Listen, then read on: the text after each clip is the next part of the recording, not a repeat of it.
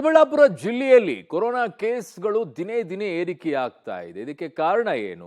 ಬೇರೆ ರಾಜ್ಯಗಳಿಗೆ ಹೋಗಿ ಬರ್ತಾ ಇರುವಂತದ್ದು ಅಥವಾ ಇನ್ನೇನಾದ್ರೂ ಇದೆಯಾ ನೋಡಬೇಕು. ಸದ್ಯಕ್ಕೆ ಚಿಕ್ಕಬಳ್ಳಾಪುರದಲ್ಲಿ ಇಂದು 9 ಹೊಸ ಪ್ರಕರಣಗಳು ಪತ್ತೆಯಾಗಿದೆ. ಈವರೆಗೂ ಕೂಡ ಜಿಲ್ಲೆಯಲ್ಲಿ ಸೋಂಕಿನ ಸಂಖ್ಯೆ 13ಕ್ಕೆ ಏರಿಕೆಯಾಗಿದೆ. ಚಿಕ್ಕಬಳ್ಳಾಪುರದಲ್ಲಿ 4, ಚಿಂತಾಮಣಿಯಲ್ಲಿ 3, ಶಿಡ್ಲಘಟ್ಟದಲ್ಲಿ 3, ಬಾಗೇಪಲ್ಲಿಯಲ್ಲಿ 1, ಗೌರಿಬಿದನೂರಿನಲ್ಲಿ 2 ಪ್ರಕರಣಗಳು ಈಗ ದಾಖಲಾಗಿರುವಂತಹ ವರದಿ ಬರ್ತಾ ಇದೆ. ಸೊ ಹಾಗಾಗಿ ಈಗ ಚಿಕ್ಕಬಳ್ಳಾಪುರದಲ್ಲಿ ಸ್ವಲ್ಪ ಜನ ಎಚ್ಚೆತ್ತುಕೊಳ್ಬೇಕು. ಮಾಸ್ಕ್ಗಳನ್ನು ಕಡ್ಡಾಯವಾಗಿ ಬಳಕೆ ಮಾಡಿಕೊಳ್ಬೇಕು. ಸೋಷಿಯಲ್ ಡಿಸ್ಟೆನ್ಸ್ ಅನ್ನ ಸಾಧ್ಯ ಆದಷ್ಟು ಮಾಡಿಕೊಳ್ಬೇಕು. ಈಗಿರುವಂಥ ಪರಿಸ್ಥಿತಿಯಲ್ಲಿ ಸೋಷಿಯಲ್ ಡಿಸ್ಟೆನ್ಸ್ ಕಷ್ಟ ಸಾಧ್ಯ. ಆದಾಗಿಯೂ ಕೂಡ ಎಲ್ಲಿ ಸಾಧ್ಯ ಆಗುತ್ತೋ ಅಲ್ಲಿ ಬಳಕೆ ಮಾಡಿದರೆ ಉತ್ತಮ. ಕೆಲಸ ಇದ್ರೆ ಮಾತ್ರ ಆಚೆ ಓಡಾಡಿ, ಇಲ್ಲದೆ ಇದ್ರೆ ಸ್ವಲ್ಪ ಮನೆಯಲ್ಲಿದ್ರೆ ಒಳ್ಳೆಯದು. ಇನ್ನು ಅಲ್ಲಿರುವಂಥ DHO ಜೊತೆಗೆ ನನ್ನ ಸಹೋದ್ಯೋಗಿ ಮಾತನಾಡಿದರೆ ಜಿಲ್ಲಾ ಆರೋಗ್ಯಾಧಿಕಾರಿಯ ಜೊತೆಗೆ ಏನು ಹೇಳಿದ್ದಾರೆ ನೋಡೋಣ. ರಾಜ್ಯದಲ್ಲಿ ದಿನದಿಂದ ದಿನಕ್ಕೆ ಇವತ್ತು ಕೊರೋನಾ ಪ್ರಕರಣಗಳ ಸಂಖ್ಯೆಯಲ್ಲಿ ಏರಿಕೆ ಆಗ್ತಾ ಇದೆ. ಅಂತ ಇವತ್ತು ಚಿಕ್ಕಬಳ್ಳಾಪುರ ಜಿಲ್ಲೆಯಲ್ಲೂ ಕೂಡ ಕೊರೋನಾ ಪ್ರಕರಣಗಳು ಮಟ್ಟಿಗೆ ಹೆಚ್ಚಳವಾಗ್ತಾ ಇರೋದನ್ನು ನಾವು ಕಾಣ್ಬೋದು. ಇವತ್ತು ಒಂದೇ ದಿನ 8 ಹೊಸ ಪ್ರಕರಣಗಳು ಇವತ್ತು ಕಂಡು ಬಂದಿದೆ. ಹಾಗಾಗಿ ಈ ಬಗ್ಗೆ ನಮ್ಮ ಜೊತೆ ಮಾತಾಡಲಿಕ್ಕೆ ಚಿಕ್ಕಬಳ್ಳಾಪುರ ಜಿಲ್ಲೆಯ ಆರೋಗ್ಯಾಧಿಕಾರಿಗಳು ನಮ್ಮ ಜೊತೆ ಇದ್ದಾರೆ. ಸರ್, ಒಟ್ಟು ಈಗ ನಮ್ಮಲ್ಲಿ ಎಷ್ಟು ಪ್ರಕರಣಗಳಿದೆ ಕೊರೋನಾ ಪ್ರಕರಣ? ಇವತ್ತು ಒಂದೇ ದಿವಸ 8 ಹೊಸ ಪ್ರಕರಣಗಳು, ಏನಿದರ ಹಿನ್ನೆಲೆ ಅಂತ? ಸೊ ಈಗ ನಿನ್ನೆ ನಾವು ಸ್ಯಾಂಪಲ್ಗಳನ್ನ ಡೇ ಮತ್ತು ನೈಟ್ 2 ರನ್ ಮಾಡಿದ್ವು. 2 ಸಲ 229 ಸ್ಯಾಂಪಲ್ನ ಟೆಸ್ಟ್ ಮಾಡಿದಾಗ 8 ಪಾಸಿಟಿವ್ಸ್ ಬಂದಿದೆ.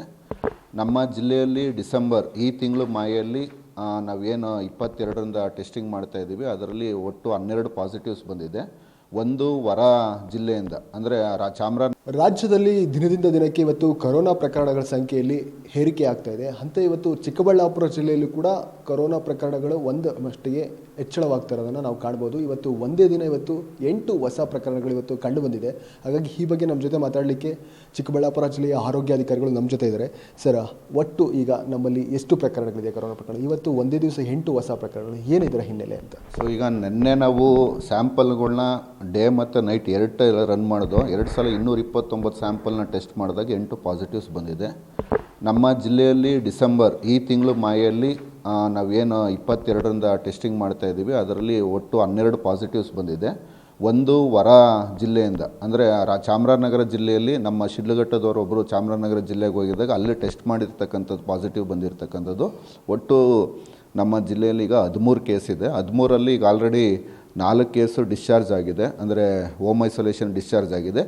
ಮಿಕ್ತವ್ರದ್ದು ಎಲ್ಲರದ್ದು ಕೂಡ ಆ್ಯಕ್ಟಿವ್ ಕೇಸಸ್ಸು ಬರ್ತದೆ. ಸೊ ಈಗ ನಮ್ಮಲ್ಲಿ 13 ಕೇಸಸಲ್ಲಿ 9 ಆ್ಯಕ್ಟಿವ್ ಕೇಸಸ್ ಇದೆ, 4 ಡಿಸ್ಚಾರ್ಜ್ ಆಗಿದೆ. ಈಗ ಸರ್, ನಮ್ಮಲ್ಲಿ ಫಸ್ಟ್ ಕೇಸ್ ಬಂದಿದ್ದು ಕಳೆದ ಶನಿವಾರ ಐ ಥಿಂಕ್. ಆ ಟೈಮಲ್ಲಿ ಈಗ ಅವ್ರದ್ದೇನೋ ಜಿನೋಮಿಕ್ ಸೀಕ್ವೆನ್ಸಿಗೆ ಕಳಿಸಿದ್ರೆ ಅಂದರು, ಅದು ಯಾವ ತಳಿ ಅನ್ನೋದೇನಾದರೂ ಗೊತ್ತಾಗಿದೆಯಾ? ಸರ್, ಅದು ಜಿನೋಮಿಕ್ ಸ್ಟಡಿಗೆ ನಮ್ಮ ಜಿಲ್ಲೆಯಲ್ಲಿ 2 ಸ್ಯಾಂಪಲ್ನ ಕಳಿಸ್ತಾ ಆಗಿದೆ. ಇನ್ನೂ ವರದಿ ಬಂದಿಲ್ಲ. ವರದಿ ಬಂದು ಮೋಸ್ಟ್ಲಿ ಇನ್ನೊಂದು 2-3 ದಿನದಲ್ಲಿ ವರದಿಗಳು ಬರೋ ಸಾಧ್ಯತೆ ಇದೆ ಸರ್. ಅದು ಜಿಲ್ಲೆಯ ಎಲ್ಲ ತಾಲೂಕುಗಳಲ್ಲೂ ಕೂಡ ಆಲ್ಮೋಸ್ಟ್ ಕೇಸುಗಳು ಪತ್ತೆ ಆಗ್ತಿದೆ. ಈಗ ಒಂದೊಂದಾಗಿ ಯಾವ್ಯಾವ ತಾಲೂಕಲ್ಲಿ ಎಷ್ಟಿದೆ ಅಂತ? ಈಗ ಗುಡಿಬಂಡೆ ತಾಲೂಕು ಒಂದು ಬಿಟ್ಟರೆ ಮಿಕ್ಕೋದು ಎಲ್ಲ ತಾಲೂಕಲ್ಲೂ ಬರ್ತಾ ಇದೆ. ಚಿಕ್ಕಬಳ್ಳಾಪುರ ತಾಲೂಕಲ್ಲಿ 4 ಕೇಸ್ ವರದಿಯಾಗಿದೆ. ಚಿಂತಾಮಣಿ ತಾಲೂಕಲ್ಲಿ 3, ಶಿಡ್ಲಘಟ್ಟ ತಾಲೂಕಿನಲ್ಲಿ 3, ಗೌರಿಬಿದನೂರು ತಾಲೂಕಲ್ಲಿ 2 ಮತ್ತು ಬಾಗೇಪಲ್ಲಿ ತಾಲೂಕಲ್ಲಿ 1. ಸೊ ಚಿಂತಾಮಣಿಯಲ್ಲಿ ಒಂದು ಮಗು ಕೂಡ ಕೊರೋನಾ ಪಾಸಿಟಿವ್ ಅಂತ, ಅದು ಹೇಗೆ ಪತ್ತೆ ಆಯಿತು? ಸೊ ಚಿಂತಾಮಣಿ ತಾಲೂಕಲ್ಲಿ 6 ವರ್ಷದ ಒಂದು ಮಗು, ಗಂಡು ಮಗು ಪಾಸಿಟಿವ್ ಅಂತ ಬಂದಿದೆ. ಅದು ಜ್ವರ ಅಂತ ಬಂದು ಟೆಸ್ಟ್ ಮಾಡಿಸ್ಲಾಗ ಮಕ್ಕಳ ತಜ್ಞರ ಹತ್ರ ಚಿಂತಾಮಣಿ ಸಾರ್ವಜನಿಕ ಆಸ್ಪತ್ರೆಗೆ ಬಂದು ಟೆಸ್ಟ್ ಮಾಡಿದಾಗ ಅದು ಕೂಡ ಪಾಸಿಟಿವ್ ಬಂದಿದೆ. ಅದು ಕೂಡ ಡಾಕ್ಟರ್ ಚಿಕಿತ್ಸೆಯನ್ನು ಕೊಟ್ಟಿದ್ದಾರೆ. ಸೊ ಹುಷಾರಾಗಿದೆ. ಸದ್ಯಕ್ಕೆ ಯಾವುದೇ ರೀತಿಯಾದಂಥ ಪ್ರಾಣಾಪಾಯದ್ದು ಸಂಭವ ಇಲ್ಲ. ಈಗ 13 ಕೇಸ್ ಪಾಸಿಟಿವ್ಸ್ ಏನು ಬಂದಿದೆ, ಅದರಲ್ಲಿ 2 ಕೇಸು ಮಾತ್ರ ನಮ್ಮಲ್ಲಿ ಹಾಸ್ಪಿಟಲೈಸ್ ಆಗಿತ್ತು. ಅದರಲ್ಲಿ ಈಗ ಆಲ್ರೆಡಿ 1 ಡಿಸ್ಚಾರ್ಜ್ ಆಗಿದ್ದರೆ, ಇನ್ನೊಂದು ನಿನ್ನೆ ರಕ್ತಹೀನತೆ ಸುಸ್ತು ಅಂತ ಬಂದಿರ್ತಕ್ಕಂಥಲ್ಲಿ ಪರೀಕ್ಷೆ ಮಾಡಿದಾಗ 32 ವರ್ಷದ ಮಹಿಳೆ, ಅವ್ರದ್ದು ಕೂಡ ಪಾಸಿಟಿವ್ ಬಂದಿದೆ. ಅವ್ರು ಅಡ್ಮಿಷನ್ ನಿರಾಕರಿಸಿದ್ದಾರೆ. ಆದರೂ ಕೂಡ ಅವರು ಮನವೊಲಿಸಿ ಅಡ್ಮಿಷನ್ ಮಾಡಿಸ್ತಕ್ಕಂಥದ್ದು ವ್ಯವಸ್ಥೆನೂ ಕೂಡ ನಾವು ಮಾಡ್ತಾಯಿದ್ದೀವಿ. ಮಗುಗೆ ಟ್ರೀಟ್ಮೆಂಟ್ ಇನ್ ಹೋಮ್ ಐಸೋಲೇಷನ್ ಹಾಸ್ಪಿಟಲ್? ಮಗುನ ಹೋಮ್ ಐಸೋಲೇಷನಲ್ಲೇ ಇದ್ದಾರೆ.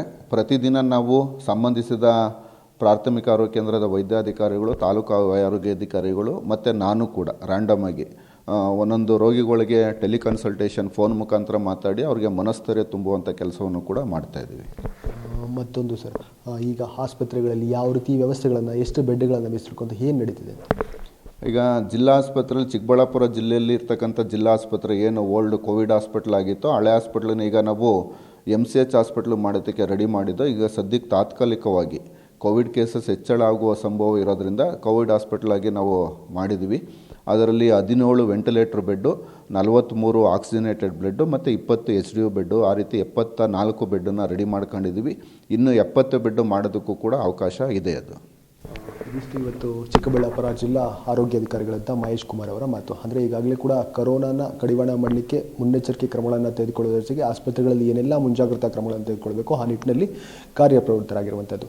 ಕ್ಯಾಮ್ರಾಮ್ಯಾನ್ ಪ್ರಕಾಶ್ ಜೊತೆ ಮುದ್ದುಕೃಷ್ಣ, ಪಬ್ಲಿಕ್ ಟಿವಿ, ಚಿಕ್ಕಬಳ್ಳಾಪುರ.